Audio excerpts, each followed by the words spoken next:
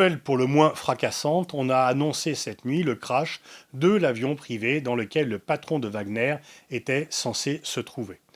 C'est une nouvelle effectivement qui fait l'actualité. Certains disent bon, on n'est pas sûr de rien, peut-être que Prigojine a organisé lui-même sa disparition. On ne peut rien exclure évidemment, mais s'il avait voulu se réfugier loin, il l'aurait organisé auparavant et par ailleurs sa présence n'est jamais discrète où qu'elle se trouve. Donc en fait, même si on est toujours au stade des scénarios et qu'il n'y a pas de certitude aujourd'hui, le plus probable quand même, c'est que Prigojine ait payé de sa vie la tentative de rébellion, la mutinerie qu'il avait organisée il y a exactement 2 mois contre Poutine. Et que pour Poutine, la vengeance est un plat qui se mange froid. Il faut se rappeler qu'il y a 2 mois, Poutine, lorsqu'il a apparu blême à la télévision, n'était pas tout à fait rassuré.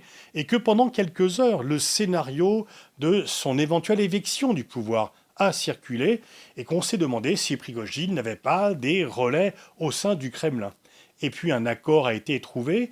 Il y a une sorte de pardon qui a été accordé à Prigojine. Et pendant 2 mois, il a semblé pouvoir aller et venir.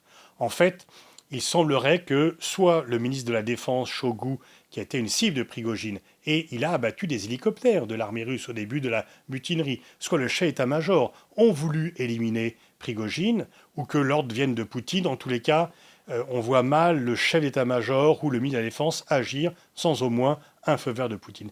Quel est le message envoyé ? Eh bien, on ne s'oppose pas à Poutine, et ceux qui sont sur sa route le payent de la vie. En réalité, il a attendu 2 mois le temps d'organiser et il a mis en action les principes de Machiavel. Le premier, c'est de dissimuler sa volonté. Le deuxième, c'est de dire qu'il vaut mieux être craint que d'être aimé. C'est bien d'être aimé, mais à choisir, il vaut mieux être craint. Et donc le message qui est envoyé non seulement à tous les Russes, mais au reste du monde, c'est que ceux qui se mettent sur la route de Poutine peuvent payer cela du prix de la vie. Poutine est finalement renforcé dans un premier temps, effectivement, ceux qui voudraient remettre en cause son autorité, ceux qui voudraient contester la façon dont il a mené la guerre, ou même simplement la décision d'avoir pris la guerre qui s'annonce catastrophique pour la Russie, eh bien, ne vont pas être volontaires pour exprimer des critiques publiques. Et il y a des élections en mars de l'an prochain en Russie. Poutine fait le vide pour n'avoir aucun concurrent contre lui. Mais en même temps, si la thèse de l'assassinat est vérifiée, eh bien, Poutine apparaît de plus en plus comme une sorte de chef mafieux qui emploie tous les moyens pour éliminer les oppositions, les critiques. Donc il renforce son pouvoir, mais c'est un pouvoir qui est de plus en plus basé sur la peur et de moins en moins sur l'adhésion. Poutine avait une réelle adhésion des Russes à la gestion de la Russie. Il était pas aimé dans l'Occident, mais il était aimé en Russie. Aujourd'hui, on peut dire que les Russes, de plus en plus, subissent son pouvoir et y adhèrent de moins en moins. Mais une fois encore, on en revient à Machiavel. Il est bien d'être aimé, mais si on doit choisir, eh bien, pour rester au pouvoir, il vaut mieux être craint que d'être aimé. Que signifie la disparition de Prigojine, à la fois par rapport à la guerre en Ukraine et par rapport à la présence de Wagner en Afrique et par rapport aux activités de Wagner, qui sont multiples. Par rapport à la guerre en Ukraine, ça n'a pas changé grand-chose. Le but de Poutine était d'intégrer les soldats de Wagner dans l'armée russe. C'était aussi le but du ministre russe de la Défense. C'est déjà en partie fait et ça va se poursuivre.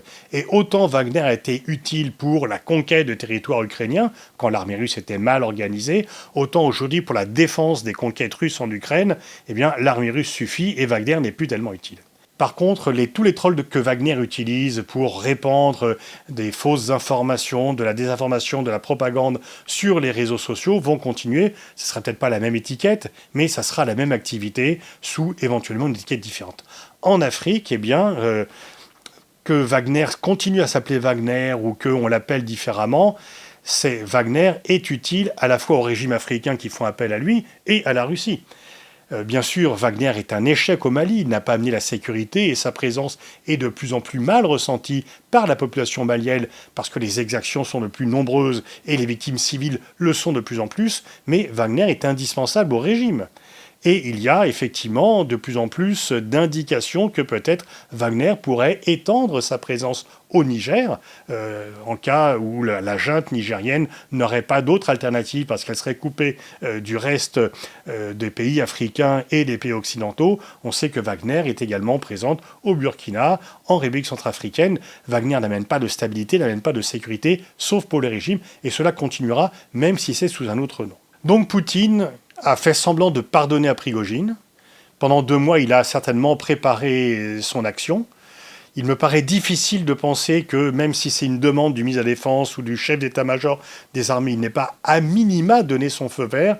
Je ne vois pas quelqu'un organiser une telle opération sans au moins avoir pris la précaution d'en informer Poutine et d'avoir vu qu'il y avait un nihil obstat à cette action. Et donc le message qui est envoyé, c'est « personne sur ma route » et effectivement, la vengeance est un plat qui se mange froid.